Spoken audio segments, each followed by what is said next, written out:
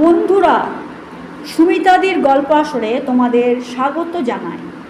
আজ তোমাদের কবি সত্যেন্দ্রনাথ দত্তের দূরের পাল্লা কবিতাটি পাঠ করে শোনাবো। তো বন্ধুরা, তোমাদের একটা ছোট্ট অনুরোধ, তোমরা প্লিজ চ্যানেলটা সাবস্ক্রাইব করে সঙ্গে থাকো এবং এই কবিতাটি কেমন লাগলো তা কমেন্ট করে জানাও। দূরের পাল্লা, কবি সত্যেন্দ্রনাথ দত্ত। ছিপখান তিনদার, তিনজন মাল্লা, চৌপর দিনভর দেয় দূর পাল্লা। পারময় ঝোপঝাড়, জঙ্গল জঞ্জাল, জলময় শৈবাল, পান্নার টাকশাল।